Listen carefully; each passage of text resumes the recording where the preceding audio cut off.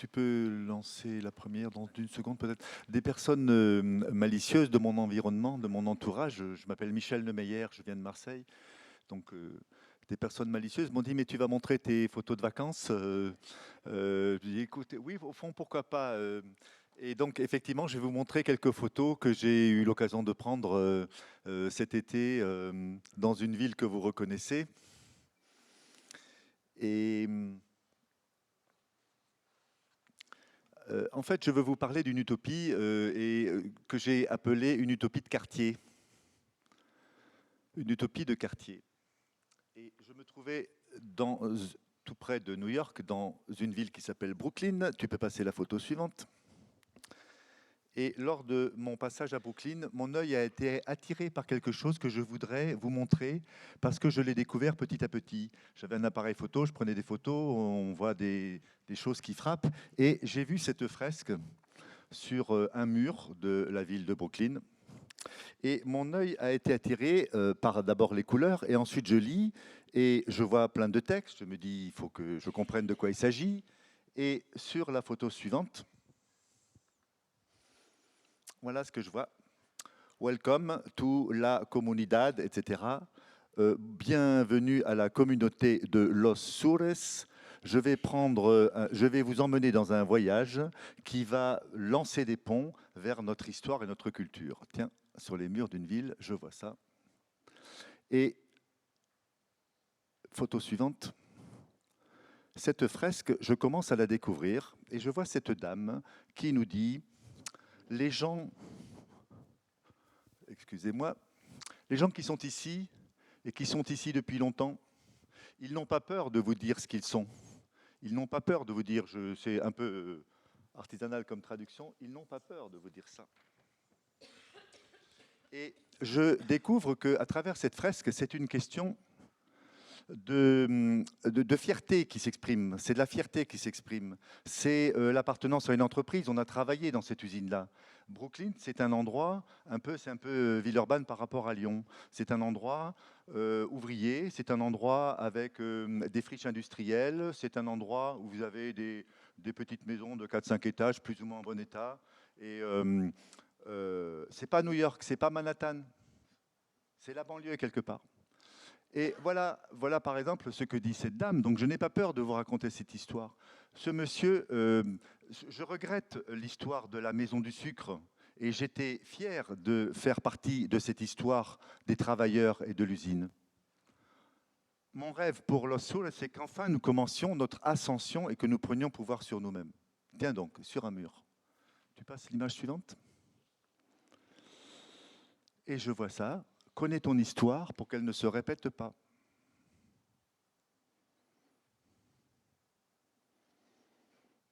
La suivante.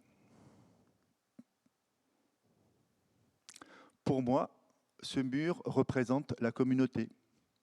Notre peuple, le peuple qui vit ici, nous disons, en gros, nous disons ce que nous essayons d'être et ce que notre communauté est. Image suivante. C'est au bout d'un petit moment que je découvre ce personnage que j'ai mis dans une loupe. C'est celui-là. C'est celui-là. Celui-là, c'est nous. L'homme au gros cas. C'est celui qui raconte. Et vous voyez que le personnage maléfique qui est derrière, là, qui arrose tout le monde, il n'a aucun pouvoir sur lui. Il est complètement à l'abri de cette menace du jet d'eau. Alors menace, vous voyez qu'il est quand même assez maléfique celui-là. Et je me suis dit, c'est nous. Et c'est lui qui porte l'utopie dont je veux parler. C'est lui qui porte cette utopie. Alors cette utopie, on va oublier un peu les photos. Cette utopie que nous pratiquons, elle est là. Ça, c'est un atelier d'écriture qui a été mené dans un organisme de formation pour une écriture autour du travail dans cet organisme. Une écriture qui a été faite avec l'ensemble du personnel de l'école, enfin de l'école du centre de formation, avec la personne qui accueille les apprenants à l'arrivée, c'est en Belgique, la direction, les formateurs, les personnes de cuisine, tout le monde a écrit là-dedans. tous capables d'écrire. L'utopie, c'est ça. J'étais un apprenant. C'est le témoignage d'un monsieur qui s'appelle Yves Huysmans, qui est une personne en situation d'illettrisme. C'est elle qui a écrit ce livre, Personne en situation d'illettrisme.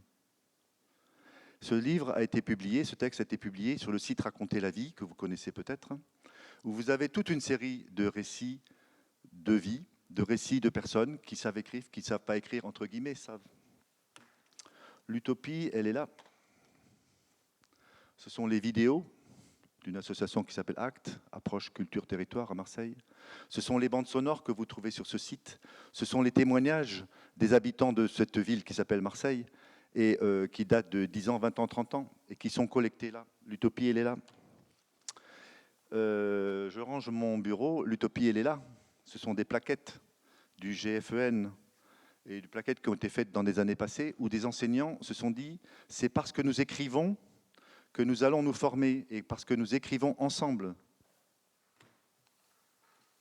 Ce sont d'autres enseignants qui écrivent à propos de leur travail, qui analysent leur travail. L'utopie, pour finir, elle est là. Dans des revues d'écriture, de poésie, c'est de la littérature qui se fait aujourd'hui, que nous faisons. Nous sommes un certain nombre à en faire. Et ce n'est pas seulement de la littérature qu'on nous propose pour la consommation. Donc, cette utopie, vous me direz, tout va bien, et je pense que ce n'est pas tout à fait vrai. Je ne suis pas sûr que nous y croyons à cette utopie de l'écriture faite par tous et pour tous. Je n'en suis pas sûr du tout. Même si nous produisons, et nous sommes un certain nombre à produire ici. Je ne suis pas sûr que nous soyons prêts à consigner, et je vais reprendre une expression de Jacques Rancière, à consigner nos archives du rêve. C'est le sous-titre d'un livre qui s'appelle La nuit des prolétaires, archives du rêve ouvrier, où il reprend les textes des ouvriers saint-simoniens du XIXe siècle qui étaient des ouvriers écrivants. Sommes-nous prêts vraiment à écrire nos archives du rêve pédagogique, du rêve enseignant, du travail que nous faisons? Avons-nous les outils théoriques pour écrire? Avons-nous les outils pour fabriquer une sorte de science du singulier? Pas une science du général, une science du singulier, une science de la singularité. Nous en avons. Les diffusons-nous? Ça reste à voir. Pourquoi acceptons-nous d'être parlés par d'autres?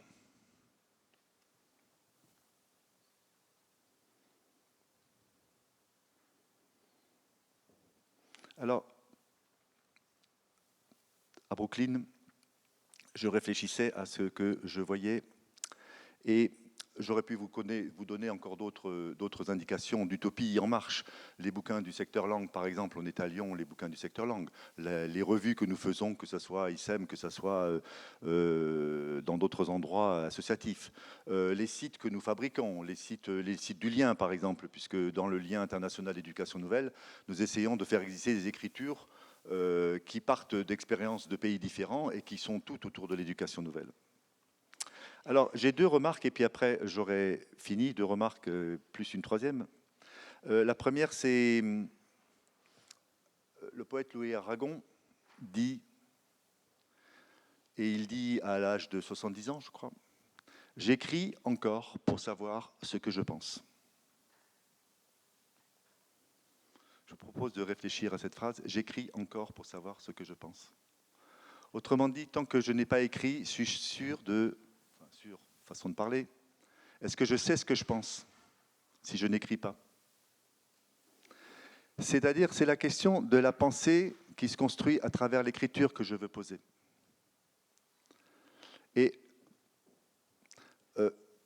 nous pensons à travers ce que nous produisons, nous pensons à travers ce que nous réalisons comme œuvre individuelle, collective.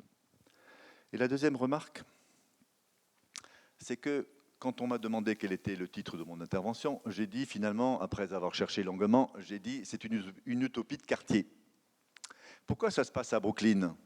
Pour ceux qui ont été à New York, ils savent que Brooklyn, c'est pas Manhattan. Ils savent que Manhattan, c'est en face. Et que Manhattan, c'est peut-être pas le lieu où ces écritures soient possibles parce que je crois qu'on a besoin d'un travail dans les interstices. Cette écriture, elle a sa place dans les interstices. Elle a sa place dans des endroits qui sont laissés ouverts dans la ville. Et Manhattan, c'est un espace fermé. C'est un espace qui a été complètement transformé en un espace de marchandises. Et donc, quand Philippe Mérieux parle de verticalité, il a parlé de verticalité, et moi j'ai tiqué, je me dis non, non, non. On a besoin peut-être beaucoup plus d'horizontalité, de regard sur les territoires, d'une réflexion sur les voisinages. Qu'est-ce qui se passe à côté de nous? Comment on comprend ce qui se passe à côté de nous? Comment on peut l'écrire?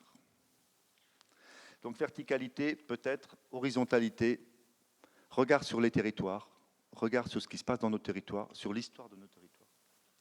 Et je vais terminer par la dernière diapo.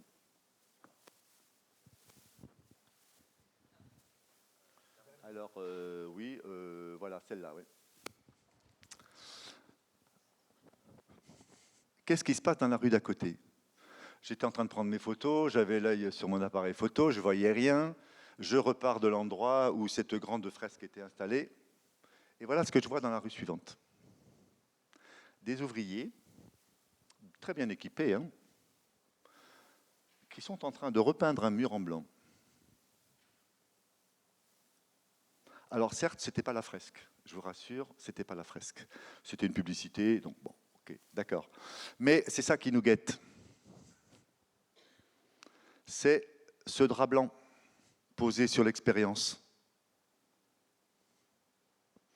C'est recouvrir notre expérience.